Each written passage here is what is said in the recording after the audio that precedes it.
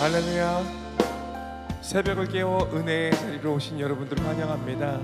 우리 함께 찬송하며 주 앞에 나가겠습니다. 주 안에 있는 나에게, 주 안에 있는 나에게 단 근심이 있으랴. 십자가 밑에 나가 내 짐을 풀었네. 그 두려움이 변하여 내 기도 되었고, 첫날의 한숨 변하여 내 노래 되었네. 주님을 찬송하면서 할렐루야 할렐루야. 내 앞길 멀고 험해도 나 주님만 따라가리. 내 주는 자비하셔서 늘 함께 계시고, 내 궁핍함을 아시고 늘 채워주시네. 아멘 아멘. 주님을 찬송하면서 할렐루야 할렐루야. 내 앞길 멀고 험해도 나 주님만 따라가리. 내 주와 맺은 언약은 영불변하시니, 그 날아가기까지는 늘 보호하시네. 주님을 찬송하면서, 주님을 할렐루야 할렐루야 할렐루야. 내 앞길 멀고 험해도 나 주님만 따라. 주님을 찬송하면서, 주님을 찬송하면서 할렐루야 할렐루야. 내 앞길 멀고 험해도 나 우리 한 번 더 고백합니다. 주님을 찬송하면서, 주님을 할렐루야 할렐루야 할렐루야. 내 앞길 멀고 험해도 나 주님만 따라. 은혜로다 은혜로다 주의 은혜 한량없는 주의 은혜. 은혜로다 주의 은혜 변함없는 신실하신 주의 은혜. 시작됐네 시작됐네. 우리 주님의 능력이 나의 삶을 다스리고 새롭게 하네. 자유 안에 죄와 사망으로부터 나의 삶은 변하구나. 충만하네.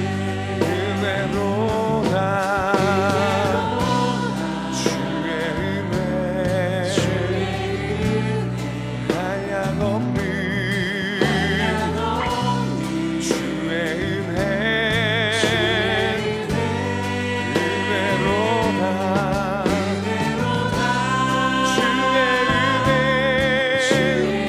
은혜.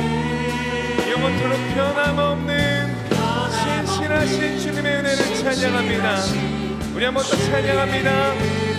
시작됐네 시작됐네. 우리 주님의 능력이 나의 삶을 다스리고 새롭게 하네. 자유하네. 모든 죄와 사망으로부터 나의 삶은 변하고 주님의 은혜로 충만하네. 은혜로다 주의 은혜. 아멘 아멘. 한량없는 주의 은혜로다 은혜로다 주의 은혜. 변함없는 신실하신 주의 은혜로다 주의 은혜. 은혜로다 주의 은혜. 한량없는 주의 은혜. 은혜로다 은혜로다 주의 은혜. 우리 한 번 더 신실하신 주님의 은혜를 노래합니다. 은혜로다 주의 은혜. 은혜로다 주의 은혜. 한량없는 주의 은혜. 은혜로다 은혜로다 주의 은혜. 변함없는 신실하신 변함없는. 우리 마지막으로 한 번 더요. 그 영원토록 신실하신 은혜를 노래합니다. 은혜로다 주의 은혜. 한량없는 주의 은혜. 은혜로다 은혜로다 주의 은혜. 변함없는 신실하신 변함없는 신실하신 변함없는 신실하신 변함없는 신실하신 주의 변함없는 신실하신 주의. 마지막으로 한 번 더 변함없는 신실하신 은혜를 찬양합니다. 변함없는 신실하신 주의 은혜. 아멘.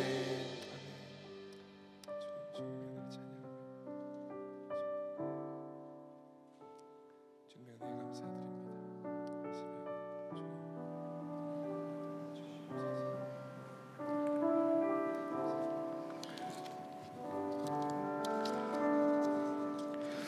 오늘 새벽기도에 오신 여러분들을 정말 축복합니다. 교회 정말 진정한 교인의 수는 바로 새벽기도에 비례한다고 그렇게 목회자들 사이에서 그런 이야기가 있습니다. 여러분이 앉은 이 자리는 여러분 가정뿐 아니라 여러분 자신뿐 아니라 이 나라와 이 민족의 위기 가운데서도 분명히 지켜줄 기도의 자리가 될 것입니다. 책임감을 가지고 이 1%밖에 안 되는 기독교인이 민족의 장래를 짊어지고 3.1운동을 벌였던 우리 일제시대를 돌아보면서 지금 어려울 때 바로 이 민족의 운명을, 우리 가족의 운명을 짊어지고 기도의 자리에서 기도하리라 하는 그런 마음 가지고 함께 나눌 수 있으면 좋겠습니다. 몇 가지 알려드릴 것은 이렇게 큐티지인데 여러분 동안지를 잘 활용하시기 바랍니다. 그 뒤편에 보면 출석표가 있기 때문에 여러분께서 출석표 잘 활용하셔서 아직 동안지를 받지 못한 분들은 뒤에 가셔서 꼭 동안지를 받고 그렇게 갈 수 있기를 바랍니다. 오늘 주시는 하나님의 말씀은 말라기 1장 1절부터 5절까지 말씀입니다. 말라기 1장, 우리 찬양팀 들어가셔도 될 것 같아요. 말라기 1장 1절부터 5절까지. 이번 새벽 기도는 말라기를 우리가 함께 쭉 살펴보기 때문에 한 4장밖에 되지 않으니까 여러분이 꼭 한번 전체적으로 쭉 한번 읽어보시기 바랍니다. 우리가 교독하겠습니다. 1절 제가 먼저 하고 우리 마지막 절은 함께 하겠습니다. 여호와께서 말라기를 통하여 이스라엘에게 말씀하신 경고라. 이르시되 내가 너희를 사랑하노라 하나 너희는 이르기를 주께서 어떻게 우리를 사랑하셨나이까 하는도다. 나 여호와가 말하노라. 에서는 야곱이 형이 아니냐. 그러나 내가 야곱을 사랑하였고 에서는 미워하였으며 그의 산들은 황폐하게 하였고 그의 산업은 광야의 이리들에게 넘겼느니라. 에돔은 말하기를 우리가 무너뜨림을 당하였으나 황폐된 곳을 다시 쌓으리라 하거니와 나 만군의 여호와는 이르노라. 그들은 쌓을지라도 나는 헐리라. 사람들이 그들을 일컬어 악한 지역이라 할 것이요 여호와의 영원한 진노를 받은 백성이라 할 것이며 함께요. 너희는 눈으로 보고 이르기를 여호와께서는 이스라엘 지역 밖에서도 크시다 하리라. 아멘.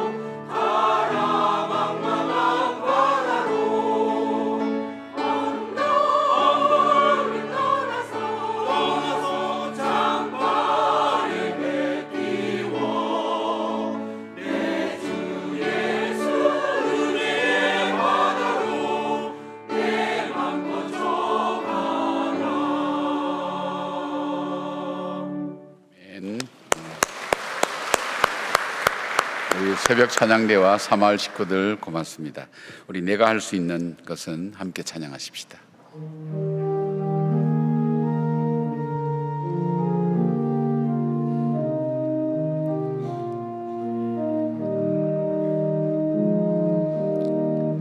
내가 할 수 있는 것은 오직 감사와 기도, 두 손을 높이 들고 주께 찬양. 내가 할 수 있는 것은,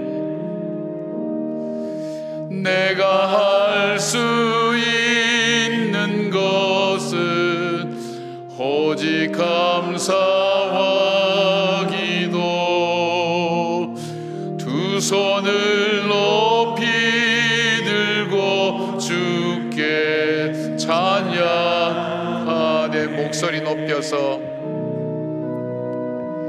내가 할 수 있는 것은 오직 감사와 기도, 두 손을 높이 들고 주께 찬양. 한 번 더요. 내가 할 수 있는 것은, 내가 할 수 있는 것은 오직 감사와 기도. 두 손을 높이 들고 주께 찬양하네.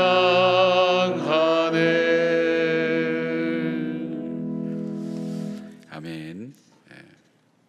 유치원에 나오는 어떤 아이가 선생님 말을 너무나 잘 들었어요.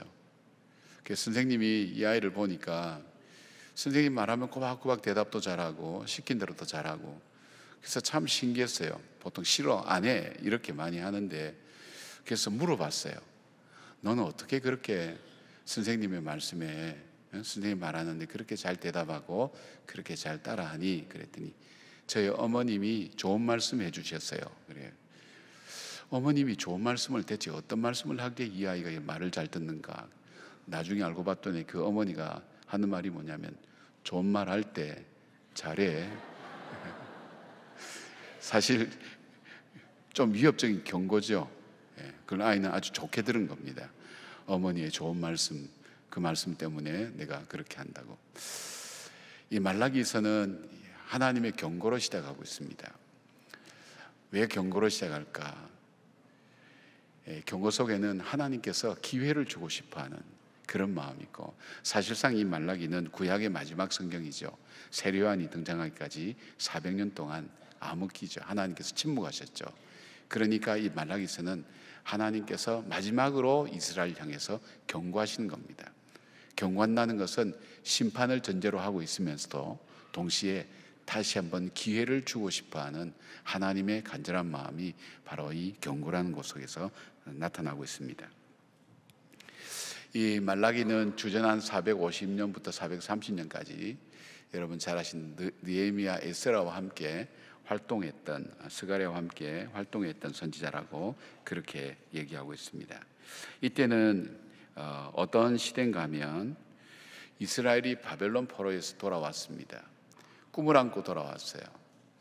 이제 우리가 우리나라에 돌아가면 성전을 건축하고 이제 우리의 그 독립된 나라, 참 당당한 나라, 그렇게 살아갈 거라고 그런 기대를 가지고 자기가 70년 동안 살던 터를 다 그만두고 이 이스라엘로 돌아왔어요. 예루살렘으로 돌아왔어요. 돌아와서 성전 건축부터 시달리기 시작합니다. 그래서 15년간 성전 건축이 중단됩니다. 주변에서 반대하고, 그리고 그 예루살렘 성 그 안에는 살 수 없기 때문에 이미 성이 무너졌고 살 수 없기 때문에 각각 흩어져서 살 때에 느헤미야가 와서 다시 성을 건축합니다. 성벽을 건축합니다. 그래서 그들이 회개하고 하나님 앞에 돌아오고 감사하고 했지만, 그러나 그들 마음속에 시간이 흘러가면서 자기들의 살림살이가 나아지지 않는 겁니다. 그런데 옆에 이 에돔 보니까, 에돔은 정말 무너졌던 그 나라인데, 다 같이 바벨론에 잡혀서 무너진 나라인데, 그 나라는 계속 물질적으로 부흥하고 성장하는데 보니까 자기들은 맨날 그 모양 그 모습으로 있는 겁니다. 거기에 대한 생각이 들어가면서 하나님에 대한 열정이 없어지기 시작했습니다. 이게 뭐 하루아침에 없어진 게 아니죠. 나도 모르게 하나님에 대한 말씀에 대해서, 뒤에 이제 그 다음 우리 내일 함께 나눕니다만은 거룩한 두려움이 없어진 거예요. 하나님 말씀이 뭐 우리에게 그렇게 중요하냐, 또 소중하냐, 이런 마음이 들어가면서 자기도 모르게 서서히 자기 마음속에 하나님의 말씀이 자기 마음속에 빠져나가기 시작한 거예요. 그러면서 이들 속에는 불평이 생기는 거예요. 정말 하나님께서 우리를 사랑하신다면 우리에게 이런 일들이 일어날 수 있는가? 왜 기도해도 응답되지 않지? 왜 안 믿는 다른 사람들은 잘 사는데 내 삶은 왜 이렇게 매일 허덕이냐?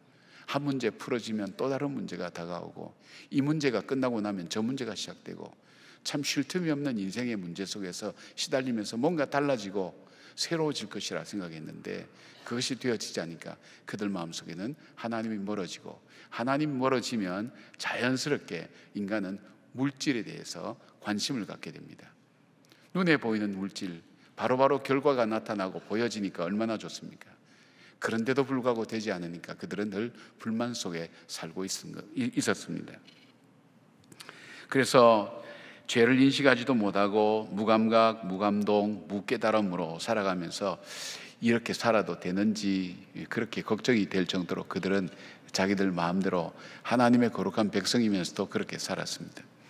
그것이 코로나 이후에 한국 교회 또 우리 자신들 마음속에 어느새 모르게 찾아왔던 그런 마음은 아닌지 모르겠어요.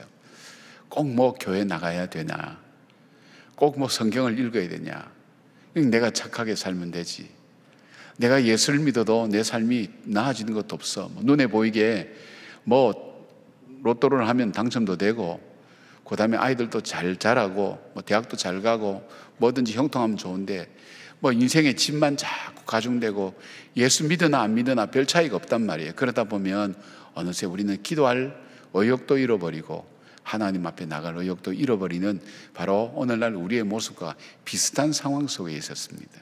그때 하나님께서 바로 이 말라기 선지자를 통해서 경고의 말씀을 주시는 겁니다.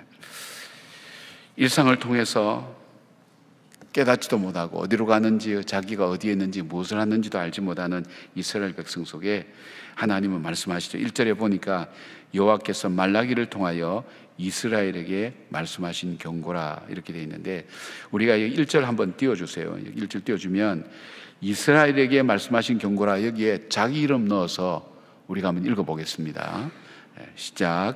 여호와께서 말라기를 통하여 김영준에게 말씀하신 경고라.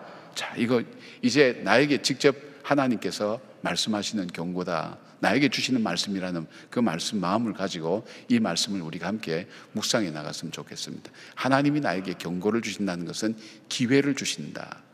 그리고 하나님께서 말씀하실 기회를 주시는 그리고 하나님의 간절한 바람이 있다. 그것이 뭐냐면 너가 회복되기를 원해, 너가 새로워지기를 원해, 다시금 시작하기를 원해, 나와 함께 대화하고 나와 함께 동행하며 함께 살아가기를 원해. 그래서 하나님의 회복을 위한 말씀이라고 볼 수 있죠. 하나님의 회복을 위한 가장 첫 번째 하나님 우선순위가 나옵니다. 그 우선순위의 시작이 바로 2절부터 나옵니다. 하나님께서 뭐라고 말씀하시는가 하면 여호와께서 이르시되 내가 너희를 사랑하였노라. 하나님께서 사랑하셨다는 거예요. 그리고 그 사랑은 옛날에 과거에도 사랑했지만 지금도 여전히 너를 사랑하고 있다. 그것이 주님이 회복을 위한 첫 번째 가장 먼저 주시는 말씀이에요. 나에게 주님이 오늘 나에게 주신 말씀, 너에게 어떤 불만이 있고 불평이 있고 기다림이 있고 지루함이 있고 지침이 있고 어려움이 있고 그렇다 할지라도 바로 너희 삶 속에서 회복되는 가장 중요한 첫 번째 단추가 바로 내가 너를 사랑하였다는 것을 기억해내고 다시 이것을 마음에 새기라는 것을 주님께서 말씀하는 거예요. 주님의 사랑. 그런데 이제 이스라엘의 반문이 아주 재밌습니다. 어떻게 우리를 사랑하셨습니까? 하나님 어떻게 우리를 사랑하셨습니까? 그 말은 뭘까요? 하나님이 정말 사랑한다면 내 모습이 지금 이 모양 이 꼴입니까? 우리 모습을 보십시오. 옆에 에돔이란 나라는 하나님이 선택하지도 않았는데도 불구하고 저렇게 회복이 빠르고 저렇게 발전하고 성장하는데 하나님의 백성이라고 하는 우리는 지금 계속 겨우 허덕거리며 살아가고 있지 않습니까? 그것이 하나님이 우리를 사랑한 증거입니까? 그렇게 물어보는 겁니다. 굉장히 도전적이죠. 어쩌면 저와 여러분 속에 그런 도전이 있는지도 모르겠어요. 하나님을 향해서. 하나님이 살아계신다면, 하나님이 나를 사랑하신다면, 그래서 어떨 때는 우리가 힘들 때 그런 기도 가끔 하죠. 하나님, 날 사랑하신다면서요. 근데 그 기도입니다. 그 얘기를 이스라엘 백성이 하는 겁니다. 우리 대신 해주는 거예요. 하나님 사랑한다면서요. 나를 사랑한다면서. 나를 사랑한다면 왜가 내 이 모습, 이 모양이 이대로일까요? 근데 하나님은 그 사랑을 이렇게 표현합니다. 하나님의 사랑은 어떤 사랑이었나를 설명하기 위해서 하나님은 에서와 야곱의 비유를 듭니다. 에서는 형이고 야곱은 동생입니다. 옛날에는 장자를 중심으로 무엇이든지 다 이루어졌습니다.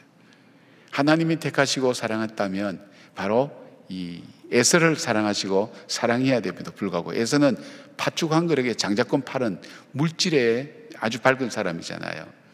근데 하나님은 그 에서를 버리고 이 성경이 표현하면 미워하고 내가 야곱을 사랑하였다.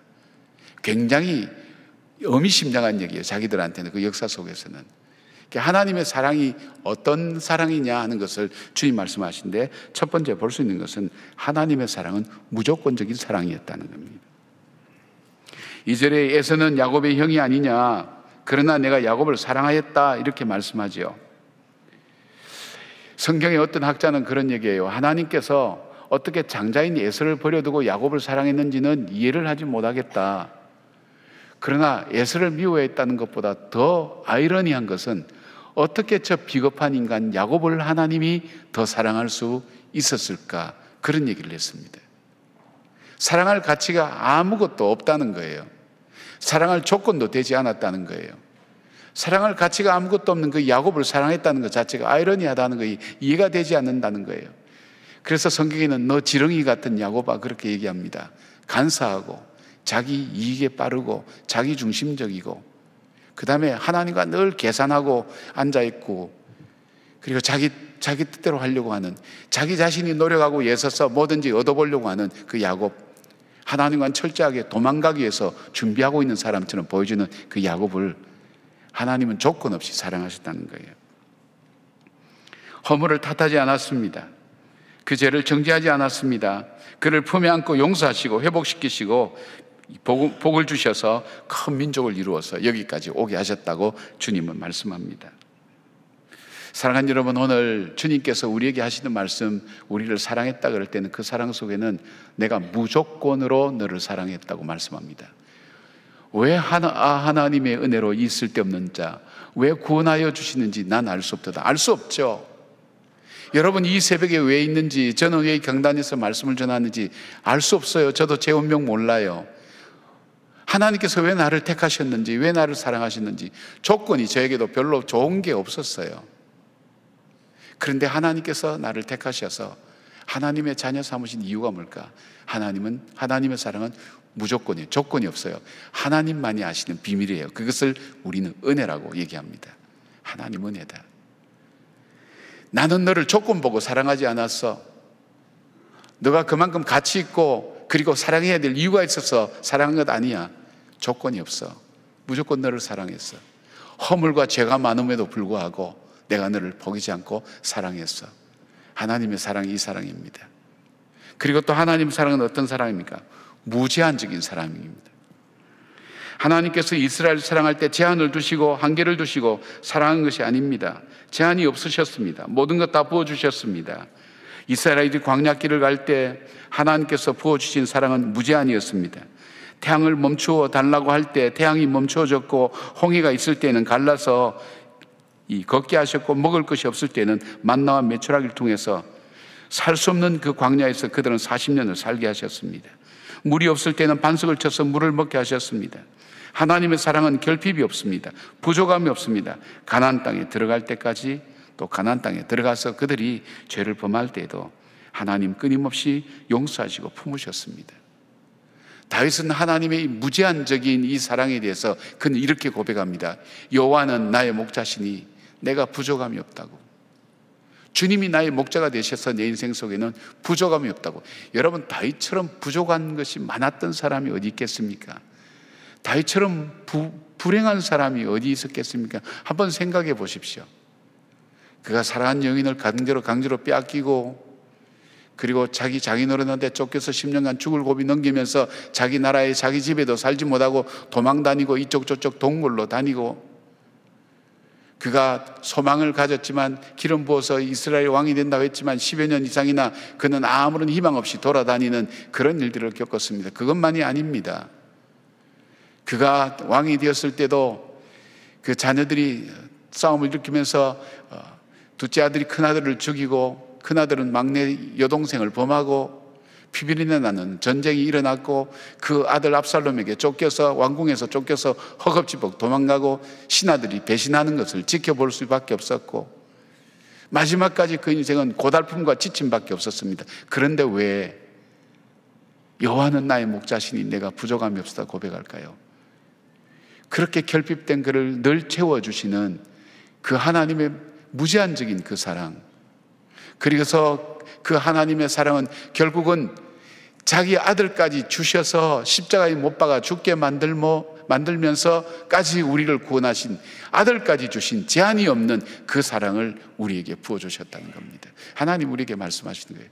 제가 말씀하실 때 여러분은 여러분의 살아온 일생을 쭉 같이 돌리면서 이 말씀과 연결해서 한번 보십시오. 생각해 보십시오. 하나님이 내 인생 속에 무제한적으로, 나는 결핍과 부족함이 많고 단점도 많고 그리고 이 막히는 길도 많았고 어려운 일도 많았지만 지금까지 살아온 삶을 보면 하나님께서 그때마다 조건을 달지 않고, 우리는 3-4번이죠. 1번, 2번, 3번. 하나님은 그것이 없어요. 70번씩 7번까지 용서를 하신 그 하나님이 오늘 나에게도 동일하게 그 말씀을 적용하는 거예요. 용서하시는 거예요. 품으시는 거예요. 제한이 없어요. 하나님의 사랑은 무조건적인 사랑, 무제한적인 사랑, 그리고 하나님의 사랑은 지속적인 사랑이라는 겁니다. 2절에 내가 너희를 사랑하였느니라 하는 이 히브리어 이 문법적으로 보면 계속적으로 사랑해왔고 지금도 사랑하며 앞으로도 사랑할 것이라는 의미를 담고 있습니다. 하나님은 내가 잘할 때 나를 사랑하시고 내가 못할 때 나를 버리시는 사랑이 아닙니다. 하나님의 상황 따라서 결정하시고 자기 입장 따라 태도를 바꾸시는 분이 아닙니다. 한 번도 이스라엘을 버린 적이 없었습니다. 하나님은 시간을 초월하고 지역을 초월하고 민족을 초월하셔서 바로 이스라엘을 찾으시고 변함없이 사랑하신 것입니다. 찬송 중에 하나님 한 번도 나를 실망시킨 적 없으시며 그 찬송 부를 때마다 하나님 앞에 감사함이 밀려오는 것은 하나님이 지금까지 나에게 한 번도 실망시킨 적이 없다는 것. 우리가 조금 하나님이 응답하지 않는 것, 때로는 침묵하시는 것 때문에, 더디하시는 것 때문에 우리가 불평하고 원망하고 안타까워한 부분도 있지만 삶을 지나오고 보면 나도 모르는 사이에 하나님의 응답하심이 내 삶에 구덩이에 빠질 수밖에 없는 그 구덩이를 메꾸어 주셨고 갈 수 없는 그 길을 만들어서 걸어오게 하셨던 것을 우리는 돌아보게 됩니다. 왜 이들이 이 하나님의 사랑을 느끼지 못했을까요?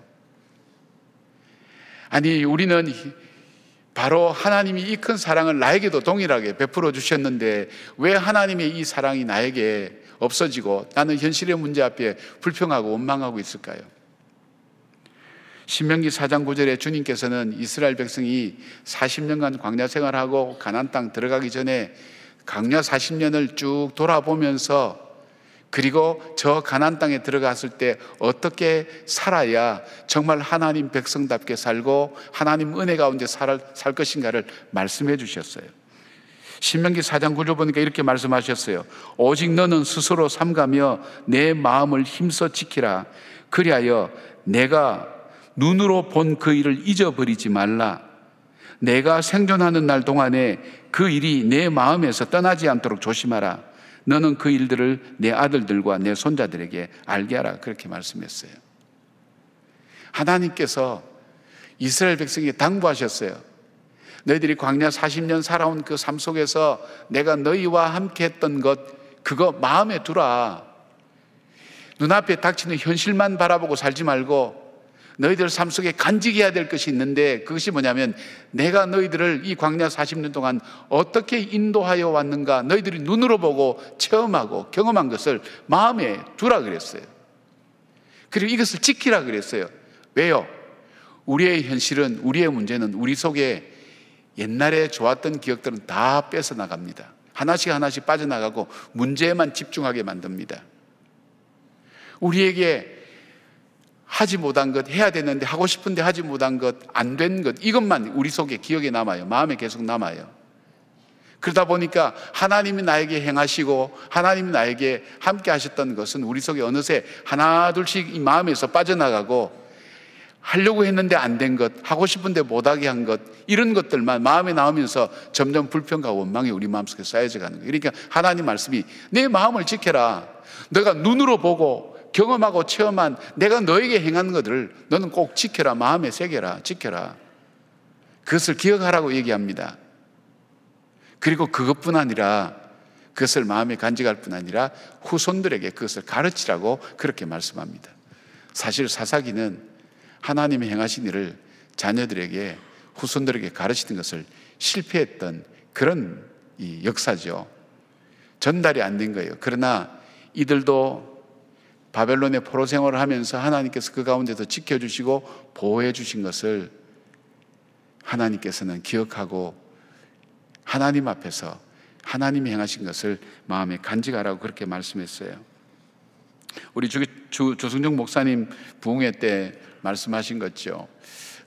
이 하나님의 뜻을 분별하는 방법 할 때 세 가지를 말씀하셨어요. 제일 먼저 성경을 보라고, 성경에 하나님의 뜻이 있다고, 성경을 보고 분별하고, 두 번째는 환경을 보고, 세 번째는 마음에 평안이 있는지 없는지를 살피라고. 그런데 이 세 가지가 한꺼번에 가야 된다고 했어요. 그러면서 하신 말씀이, 내가 말씀이, 하나님의 말씀이, 그러니까 하나님이 내게 행하시고 약속하신 말씀이 내 마음속에 없을 때, 늘 나에게서 떠나게 될 때는 하나님이 말씀하셔도 못 알아듣는다는 거예요. 하나님 보여주셔도 보지 못한다는 거예요. 하나님께서 우리에게 경험케 하셔도 그것을 깨닫지 못한다는 거예요. 무엇이 없으면? 하나님의 말씀이 없으면. 하나님 말씀이 뭐죠? 나를 사랑한 기록이죠. 나를 사랑한 기록. 내 안에 하나님이 나를 사랑한 기억이 없어요. 여러분, 우리의 자녀들이 우리 부모들한테 원망 많이 하죠. 나한테 해준 게 뭐가 있어? 내가 원한 게 뭐가 있어? 그러나 그 자녀들의 가장 근본적인 기본적인 모든 삶은 부모에 의해서 이루어지고 있다는 사실을 기억을 못하는 거예요. 단지 자기가 하고 싶은 것, 해야 될 것 하지 못한 것, 갖고 싶은데 갖지 못한 것, 그것만 기억해내면서 엄마 아빠가 나에게 해준 게 뭐가 있어? 얘기할 때 우리 부모들이 그 얘기 들을 때 여러분 어떤 심정이에요? 바로 하나님 마음이 거예요. 우리가 우리 마음에 담아둬야 될 것이 있고 버려야 될 것이 있어요. 하나님은 우리 마음속에 이걸 기억하라고 그랬어요. 담아두라고 그랬어요. 하나님이 내 삶 속에 행하신 것. 저는 지금까지 살아오면서 겪었던 수많은 일들 속에서 요즘 자주 반추하고 돌아보는 일들을 가끔 자주 합니다. 말씀을 읽으면서 자주 생각합니다. 그랬지, 그때는 그렇게 힘들었지, 어려웠지. 제가 저도 이게 마음이 자꾸 나락으로 떨어지다가 딱 걸리는 데가 있어요. 하나님께서 행하셨던 일, 그것을 기억하면서 다시 회복되고 일어서는 수가 있어요.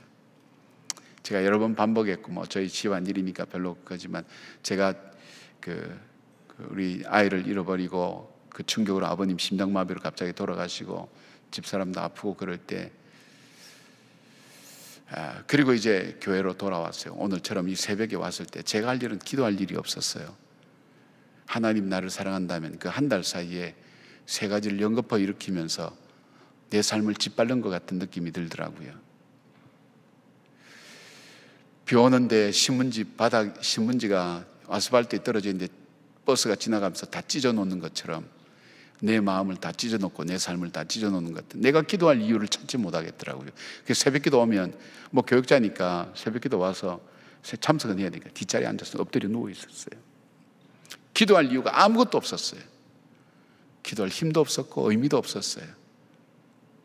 과거 잃어버렸죠. 현재 잃어버렸죠. 미래 잃어버렸죠. 나에게 희망이 뭘까? 앞으로 어떻게 나갈까? 캄캄했던 그 시간, 어느 날 새벽에 엎드려 있는데 너 팔을 꼬집어 보라고 마음에 그 음성이 들리는 거예요. 그 팔을 꼬집어 봤어요. 어디서 아프다고 하느냐? 입에서 아프다고 하죠. 그때 지나가는 말씀이, 그리스도는 우리의 머리요 우리는 그 몸의 지체라. 그때 찾아오는 생각이, 내가 아파하고 힘들었다면 나만 아파하고 힘들어한 것이 아니었구나. 저 하나님이 같이 아파했구나. 그렇다면 내 이 아픔에는 뭔가 이유가 있을 거야. 그것이 다시 일어서게 된 계기가 됐습니다. 기도를 다시 시작한 계기가 됐습니다. 또 미국에서 기가 막힐 일들을 당하면서 삶이 저절로 포기가 돼요. 그냥 손에 놓고 싶은 거예요. 아무것도 나는 가진 것이 없고 더 이상 살아야 될 이유를 찾지 못하고, 그래서 높은 곳에 올라가면 두렵거나 무섭지 않았어요. 이게 여기서 떨어지면 나는 모든 걸 잊어버리고 다 끝나는구나. 미시간 호수에 가까이 가면 물속에 들어가고 싶은 마음이 들어가는 거예요. 저기에 들어가면 나는 모든 것이 다 해결되는데, 그런 삶에서 삶을 완전히 포기했어요. 내가 삶을 포기해야지, 그것이 아니라 저절로 손이 쏙 나아지는 거예요. 이제는 나는 더 이상 살 이유가 없다.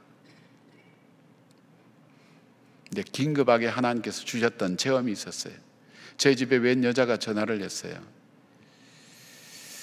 그리고 영어로 이제 얘기를 하는 거예요. 저희 집 사람 이름을 불러요. 그러더니 하나님이 너희 가정과 함께 하신다고, 걱정하지 말라고 그 메시지를 남기고 끊었어요. 그땐 자동응답기가 있었으니까. 그 자동응답기에 남긴 전화번호를 제가 전화를 돌렸어요. 우리하고 사는 지역이 달라요. 미국 사람이에요.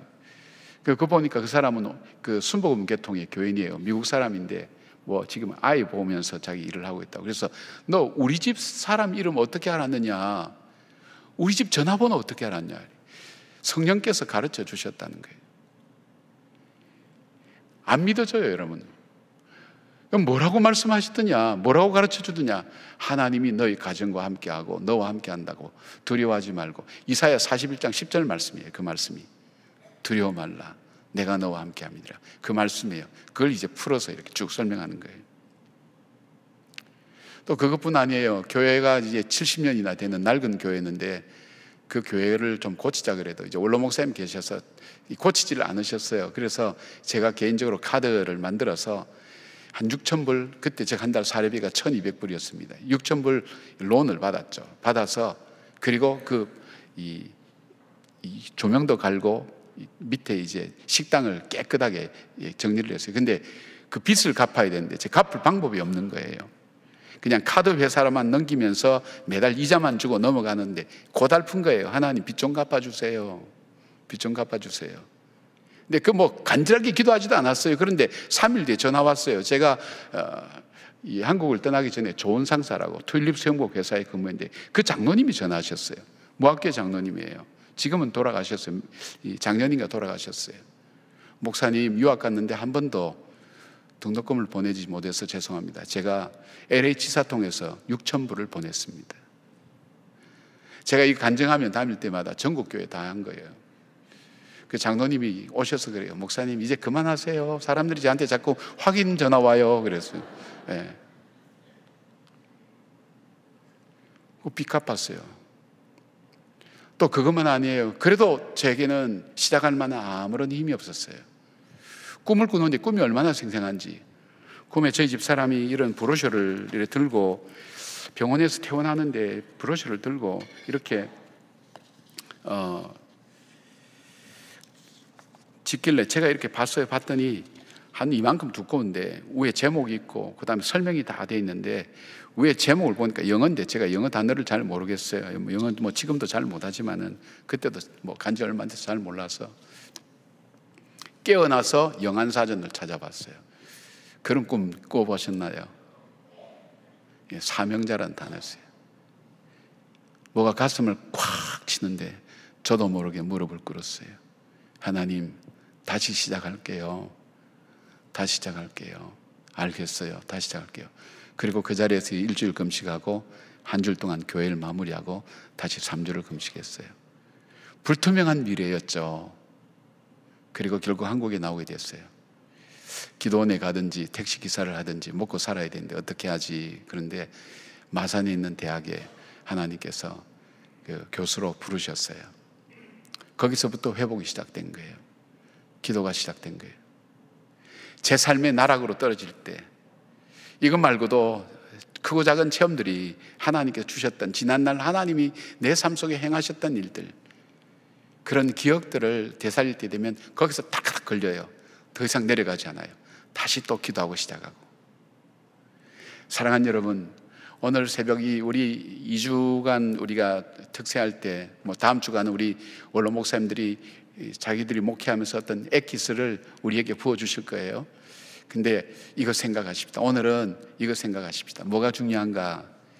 하나님께서 지난날 나에게 행하셨던 일들을 오늘은 여러분 한번 기억을 종일토록 좀 해보셨으면 좋겠어요.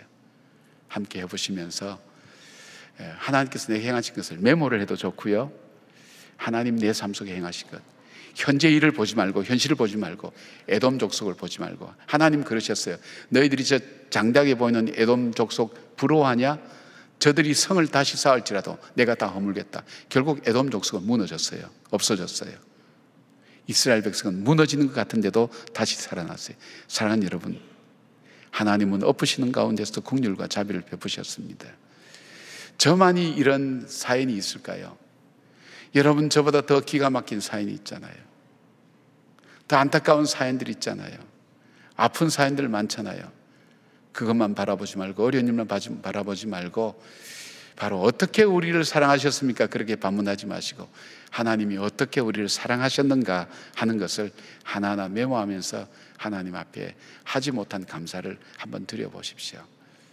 하나님은 분명히 내 삶 속에 지금 이 어려움이 아니라 어려움보다도 살아온 과정 속에 행하셨던 일들이 있습니다. 기억에 내시고 마음에 간직하시고 그것을 자녀들에게 종종 들려주시길 바랍니다. 우리 주목사님 오셔서 할아버지 얘기는 아버지를 통해서 들었던 이야기, 숙부님을 통해서 들었던 이야기, 그런 이야기들이 자기 마음속에 신앙이 되고 유산이 되면서 오늘 우리에게 말씀해 주실 때도 그것이 얼마나 우리에게 감동을 주었습니까? 신앙의 이야기를 우리 자녀들에게 들려줄 수 있도록 여러분 마음속에 안 된 것, 그다음 하지 못한 것, 이런 한 맺힌 것, 그런 것만 기억하지 마시고 하나님이 나에게 행하신 것이 무엇인가, 하나님 말씀이 이것이 회복의 처음 시작이라고 말씀합니다. 그 회복의 마음을 회복하는 저와 여러분 되기 바랍니다. 잠깐 기도하겠습니다. 참 어려운 시대를 하나님 살아갑니다. 코로나 이후에 진짜 어려운 것은 경제가 아니라 우리의 마음입니다. 하나님 회복하기를 간절히 원하는 주의 백성들이 이 새벽에 모여 주님의 말씀을 듣습니다. 나를 향한 하나님의 경고, 어쩌면 이 경고 위에 400년 동안 긴 침묵에 들어가시는 하나님의 마지막 기회라고 생각될 수도 있습니다. 자비하신 하나님, 하나님의 말씀처럼 내가 너를 어떻게 사랑하였는지를 생각해 보라고 말씀하시고 어떻게 행하였는지를 너 눈으로 본 것을 잊어버리지 말라고 말씀하신 것처럼 다시금 하나님께서 나에게 행하신 것을 다시 돌아보고 회복하는 저희들 될 수 있도록 도와주시길 원합니다. 기가 막힐 웅덩이와 수렁과 같은 곳에 하나님 처하여서 어떻게 해야 될지 알지 못하는 주의 성도들도 있습니다. 긴 세월 이어지는 고난과 시련에 하나님 삶의 피곤과 하나님 지침으로 어떻게 해야 될지 지쳐있는, 누워있는 주의 자녀들도 있습니다. 하나님께서 그럼에도 불구하고 우리를 멸망시키지 아니하시고 우리의 죄를 따라, 우리의 허물 따라 우리를 대하지 아니하시고 우리를 긍휼히 여기셔서 여기까지 오게 하시고 이 새벽 주님의 말씀을 듣고 우리의 마음을 감동시키셔서 기도의 자리로 나오게 하신 그 하나님의 그 사랑을, 하나님의 그 은혜를 다시 한번 기억하며 새로운 시작이 이루어지게 하여 주시기를 원합니다. 주님의 뜻 기억하며 하나님 말씀을 읽기를 시작하는 주의 백성들 되게 하여 주시옵소서. 오늘부터 말씀 읽습니다. 하나님의 뜻을 우리가 알기를 원합니다. 우리를 사랑하시는 그 하나님을 말씀을 통해서 내 삶을 통해 발견하기를 원합니다. 주여 영적인 지혜를 주시옵소서. 영안을 열어 주시옵소서. 우리 심령 속에 주의 음성을 들을 수 있는 귀를 열어 주시옵소서. 우리가 다시금 기도의 자리로 나가게 하여 주시옵소서. 하나님, 우리의 무릎이 다시 주님 앞에 꿇어 하나님 엎드리게 하여 주시옵고 우리의 손이 기도의 손으로 다시 모아지게 하시고 우리의 입술 속에 주께서 주신 그 기쁨과 하나님 소망의 언어들이 다시금 살아나는 역사가 있게 하시고 우리의 예배가 회복되게 하시고 우리의 삶 속에 진정한 회복들이 일어나는 복된 기회가 될 수 있도록 하나님 붙들어 주시옵소서. 하나님, 우리의 이 앉은 자리에 우리 가족들의 하나님 아버지여 미래가 달려 있습니다. 내가 앉은 이 자리에 이 민족이, 하나님 이 땅의 교회의 미래가 달려 있습니다. 주님, 무거운 마음으로 하나님 앞에 나와 기도하는 이들을 긍휼히 여기시고 남은 자의 축복으로 주님 함께하여 주셔서 이 어두운 시대를 헤쳐나가는 하나님의 사람으로 살아가게 하여 주시옵소서. 예수님의 이름으로 기도드립니다. 아멘. 우리 함께 시작된 내 찬양하시죠.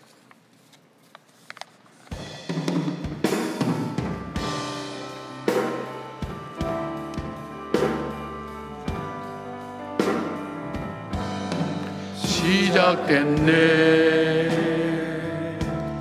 우리 주님의 능력이 나의 삶을 다스리고 새롭게 하네. 자유하네. 죄와 사망으로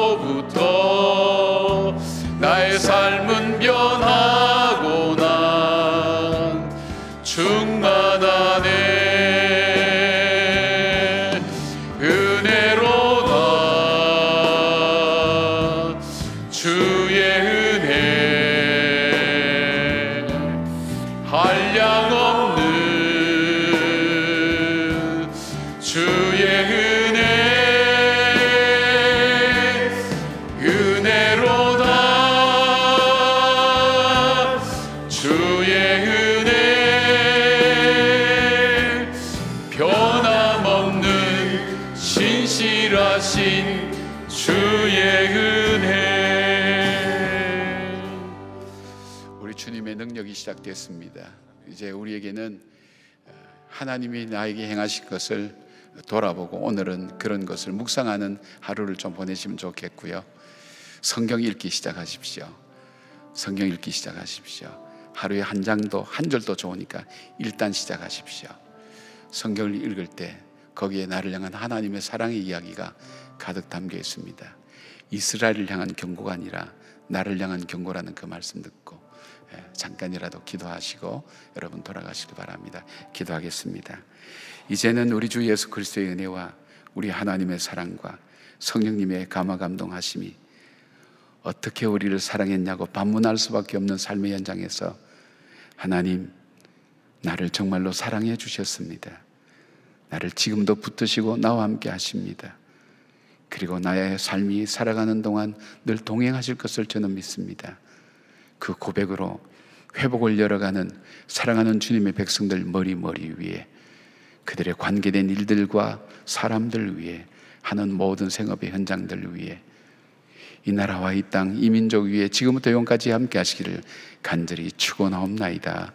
아멘.